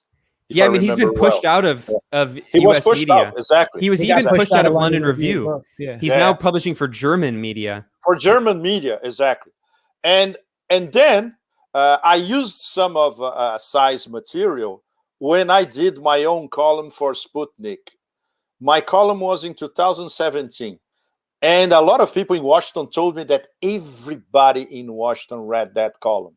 And then I got a reputation of being a KGB agent, which later Mike Pompeo enshrined, because many of us, including me, we are in that famous State Department paper defining all of us as Russian agents. Well, guys, I think you are you not better than being. Paper? Maybe Pepe, you are in that paper as well. it's better than being accused of Anna Kasparian. You know, it's like higher level. Well, Pepe, but speaking guys, of which, can I make a connection with Afghanistan now? Because this is, I think, very relevant for all of us. One of the most important things at the first press conference this Tuesday, they said that they are going to cut off production of opium. This is immense, because they are doing exactly what Mullah Omar did between 2000 and 2001. So, this the fruits of this new policy, we could see at the time, a few months before 9/11. The production fell to practically zero, because this was a Taliban edict. And at the time, this is also very important, at the time, when Mullah Omar had this proclamation, which was, I think, in late 2000, 83% of the opium and heroin in the world was coming from Afghanistan. And guess who were the main beneficiaries, directly involved, producers, etc.? Northern Alliance warlords. So you see, so now you see the big picture, which was a big part, was always a big part of the absolute frontal clash, apart from them being Tajiks and the Talibans being overwhelmingly Pashtuns, but it was an economic problem. No? And now they're going to do exactly the same thing. And it's very funny, because some of my friends in Washington, in fact, I sent them my column, and the first thing that they noticed is that, did they actually going to erase the production of opium and heroin? Yes, it's already a Taliban promise. Well, there's a piece, Pepe, in the Washington Post opinion section by a writer who had there's a lot of sources in the DEA. It's all sourced to the DEA, and it's about how the Taliban now preside over the world's largest narco state, and that they are absolutely going to, thanks to the US and NATO. Thanks to the US and NATO. Narco state that they created. Well, yeah, I mean, that should have been mentioned. And I think, Colombia gives them a run for their money. But the question I have is this, I mean, you just said the Taliban will begin to eradicate poppy Yes. fields and opium Cultivation. production. This article features one anonymous DEA agent after another stating that they will do just the opposite and benefit from the liquidity that provides them to deal drugs on the international market, the same way that, you know, Mexico's governments have enjoyed a relationship with the narco cartels to keep the cash flowing. So is there any, you know, possibility that could take place, or is the DEA trying to create sort of an interventionist pretext here? Absolutely. Yeah. Once I love it, Max, because you always answer your very, very elaborate questions. Iran is going to say, look, we are fed up of having 3 or 4 million Iranians. They're addicts to Afghan heroin. Russia is going to say exactly the same thing. So this is part of the conversation as well. Look, we know exactly what you did in 2000, 2001. If you do it again, you have our full support, because we have an enormous drug problem here because of the heroin coming from Afghanistan. It goes, in fact, one of the routes is from northern Afghanistan to Tajikistan. And this is all, once again, Northern Alliance warlords. Once again, there are no Pashtuns involved in this. You know, so this is an extremely serious issue. And I'm sure they're going to fulfill it, because this is another, in terms of this eternal clash between Northern Alliance and the Taliban, this is a very, very important point for them. And in terms of public opinion everywhere, not only in Eurasia, but in the rest of the world, in terms of anti-drugs. It's a very good PR for them. Yeah, and Pepe, yes. To conclude here, I mean, we have about 10 more minutes, so we can conclude talking about this. This was another article you wrote. It's a great column, Afghanistan and the CIA heroin pipeline. Yeah, this is the Sputnik column that I mentioned. Yes. Yeah, that's it. Speaking of being a Russian agent, no, I mean, this is a great column, and you dispel everything out very clinically. Again, this is why I really recommend that people read Pepe's columns, because he's so clear-eyed with his analysis, and it's always a materialist analysis of these are the natural resources. This is the geopolitics. This is what it actually looks like on the ground, and not just like, you know, in the U.S.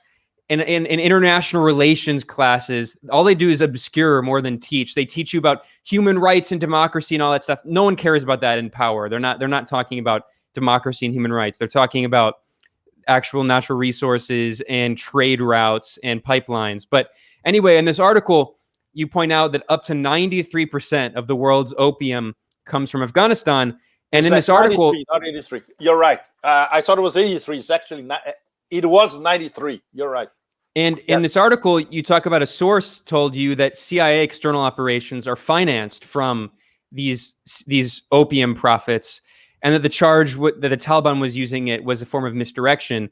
And that's also kind of clear when all you have to do is just, if you look at, this is a map right here, I'm going to get up. This is a map from the United Nations, and just look at opium production in the 90s, and then the US comes and it skyrockets in the 2000s. Right. And I mean, that's just what they know about, right? So you're saying that your sources have told you that this is not just the Northern Alliance, which of course the Northern Alliance is, as you pointed out, has long been backed by the CIA and the US. But your source was telling you that it's actually the CIA itself that was using the heroin ratline to fund its black ops, its covert ops, just like the US did in Operation Phoenix. The CIA did in Southeast Asia, especially in Vietnam. And what percentage? There was something like a quarter of US soldiers who came back from Vietnam addicted to heroin, because the CIA and the Pentagon, for all their dirty covert ops, they were using the heroin trade to fund a lot of that stuff. Well, and it's not in the article, but I can tell you guys and all of us, my source is American, an insider. So I trust him completely. And not only that, when one of my American friends in Washington distributed this column among the Beltway, nobody said it was incorrect. Nobody. And this had an impact. And the people at Sputnik told me that Google erased that column from their search for quite a long time.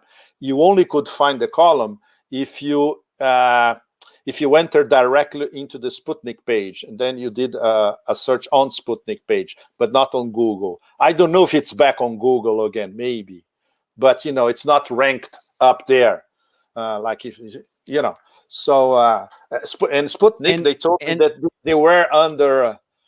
they were being harassed by Google for years now. No? Yeah, definitely. We all been. This is the McCoy book now, which exactly. is essential. This essential. book that I have up by Alfred McCoy, who's a professor in the Department of History at University of Wisconsin-Madison. We're going to try to get him for an interview at some point, but this is his classic book on the CIA complicity in heroin. So you're saying that it wasn't just Southeast Asia, it's also South and Central Asia and Afghanistan that the CIA was. Can you explain? Yes, absolutely. Absolutely. Exactly. I remember because I really read some stretches of McCoy's book at the time before I was writing the column. It was great to be reminded of what it was in the Golden Triangle. So, but it's not going to happen again. So this, where are they going next? And it's very, very funny because another old school deep state insider, he sent me an email today. I cannot publish this because it's too sensitive. Basically, he was telling me that a lot of people in the Beltway are pissed with Biden, basically because there's no heroin ratline anymore. But we cannot publish something like this only with anonymous sources. The Sackler family is pissed off. Exactly. By the way, it's Biden's acting FDA director, Janet Woodcock, who approved all those opioids and has just blood all over her hands. No, but this point needs to be made. I am so convinced, and I think there's going to be reporting, kind of like McCoy's book was the definitive account of the heroin ratline in Southeast Asia. I think in the next 10 or 20 years, if it's not one of us, maybe one of the few good journalists left in the world, at least in the West, is going to write a book showing how the CIA ratline in heroin ratline or opium ratline in Afghanistan directly fueled the opioid crisis in the United States that has led to hundreds of thousands of deaths. Every year, there are tens of thousands of Americans who die. Guys, I would love it to be an Afghan translator to write Ben, it already fueled the HIV crisis and heroin crisis in Russia, post-Soviet Russia, when Gulbuddin Hekmatyar, who was the big drug dealer, started exporting. So it already happened there. We know it. And I believe what you just said is 100% right. Well, because what happens is it's the same problem. You have a problem with an excess of supply and you need more demand. So you create the demand. I think it's called Say's law. It's this economics principle, which they don't teach you in neoliberal economics, that supply can create demand, actually. And that this is exactly what happened in the 1980s with the CIA wars in Central America. They had all of this cocaine that they were buying, that they were using to fund the Contras and the other death squads in Central America. So they had too much supply, so they had to create demand. So how do you create demand? You just flood it in Black communities largely and other poor communities in LA and California and the United States, and you create the crack cocaine epidemic. And that's exactly what they did with all of the opium. You have so much opium, you have a supply problem, so you create the demand.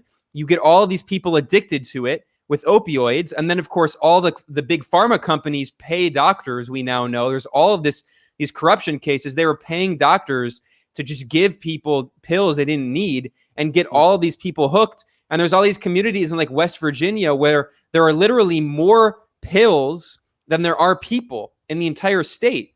So it's just, you have opioid deaths went up in West Virginia 50% starting in March 2020 when the lockdown began. But I'm not allowed to criticize lockdowns here, and the US left now loves big pharma. So, well, I would say the Western left loves big pharma.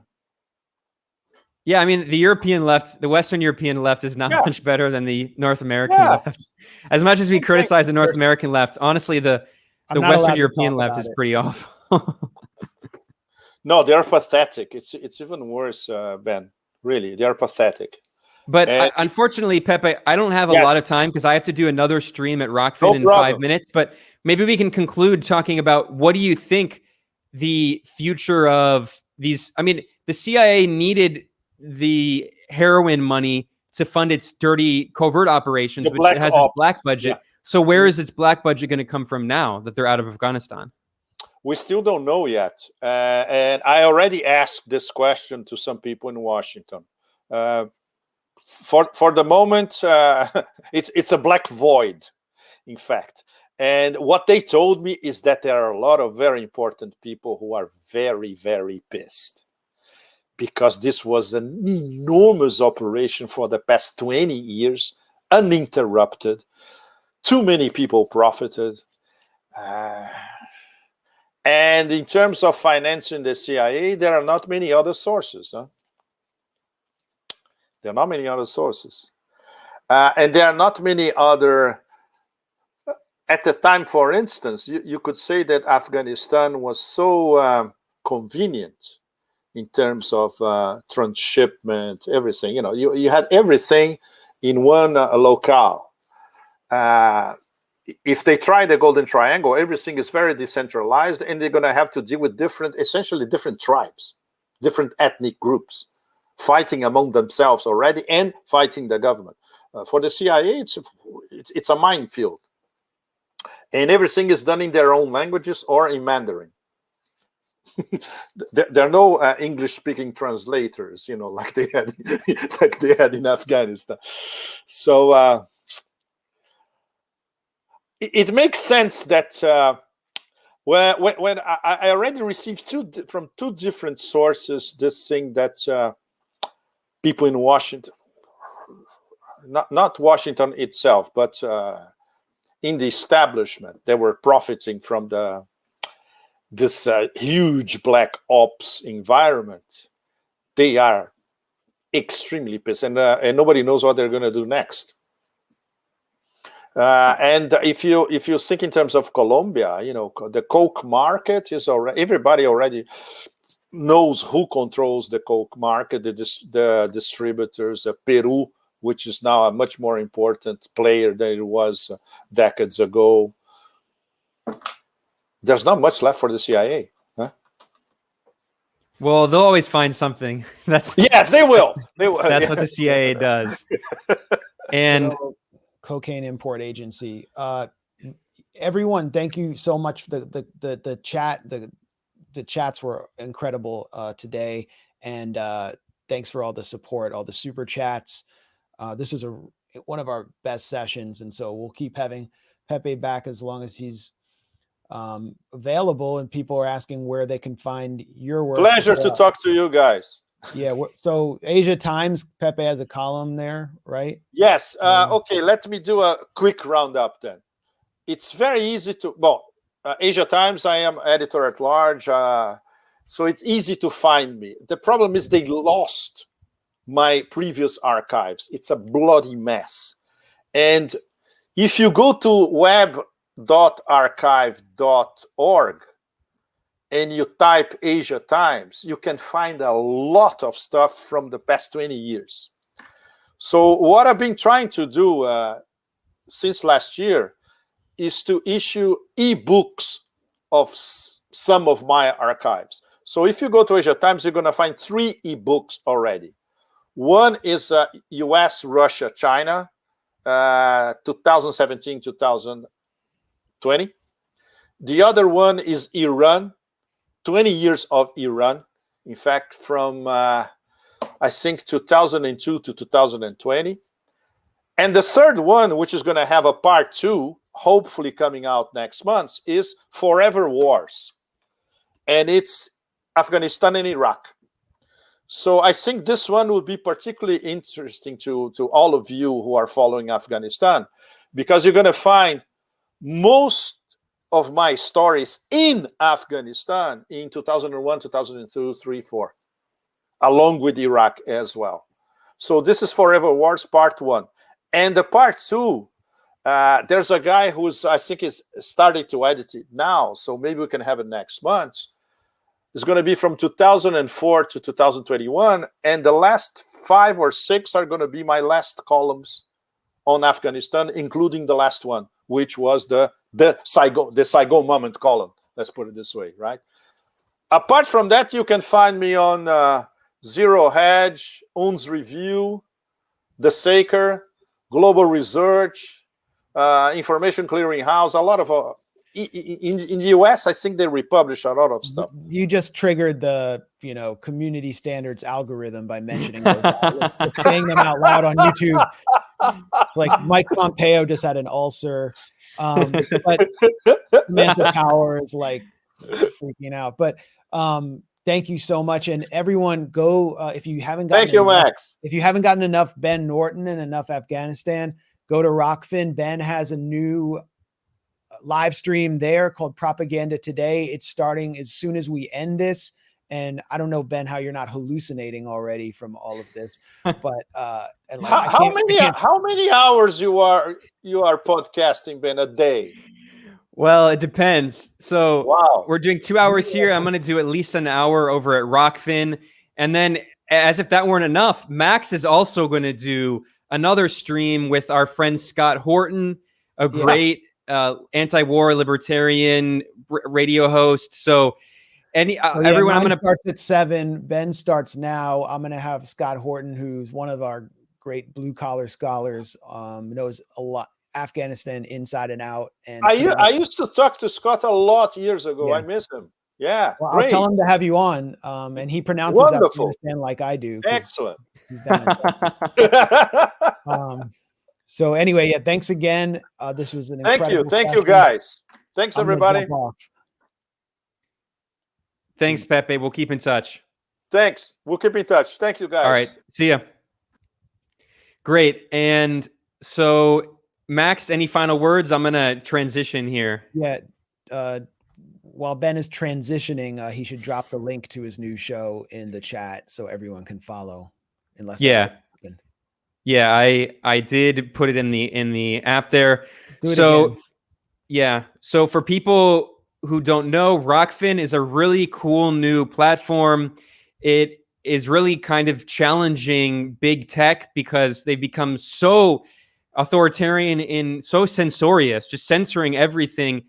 And Rockfin is this cool outlet. It's subscription based. I mean, we just actually streamed this chat we did with Pepe Escobar that is over there on my channel. If you go to rockfin.com/Benjamin Norton, and you can find my channel, and we have that. I'm also about to start a premium stream here if you want to go join us. And I'm going to be talking more about Afghanistan if you haven't had enough, but I'm going to do a different perspective. I'm going to take a more historical perspective and talk about CIA operations and also talk about profiteering. So I'm going to talk about that the internal office of the U.S. military, which is called SIGAR, SIGAR, published this big report.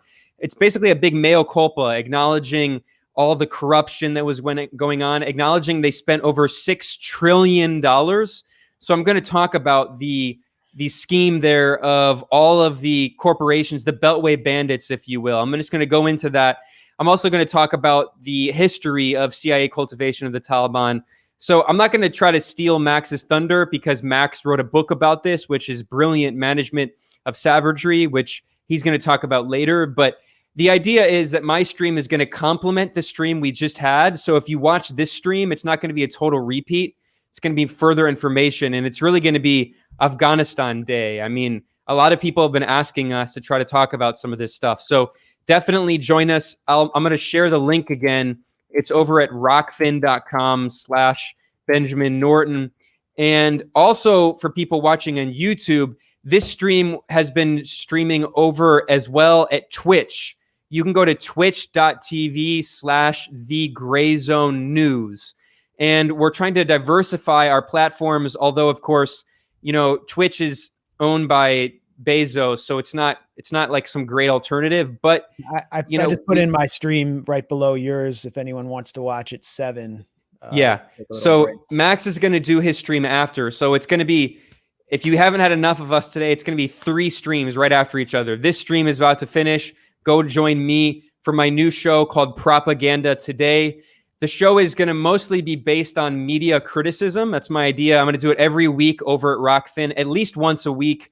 And yeah, so you can join us over there. We're still going to do these streams, of course, at the Gray Zone and this show, Moderate Rebels. And anyone watching, if you want to re-listen to this as a podcast, if you're commuting or something, I'm going to turn this stream we did with Pepe into a 2-part podcast you can listen to as well.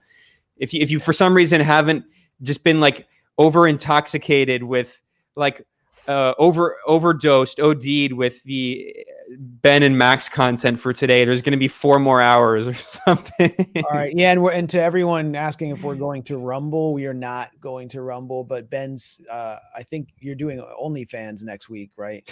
Oh God. Well, someone in the chat did ask if there's a Gray Zone, what is it called? Only chats? Yeah. Stop pretending like you don't know. No, I actually don't. I've never used it. Right. Well, anyway, yeah, no, we're not doing that, but we are doing a Gray Zone. Like, what is it called? We're doing a Gray Zone Chippendales calendar. Aaron Mate is January. The men of Gray Zone. You can't be over 6 feet tall to be in it. Anyway, I got to get off here, but it's called. Yeah. So I got to get off. Join us over at Rockfin. That's rockfin.com/Benjamin Norton and also rockfin.com/Max Blumenthal. So join me now. It was fun. It was a great discussion and cool. Thanks to everyone who's joined us on YouTube and Twitch. And now join us over at Rockfin. We will see you all next time.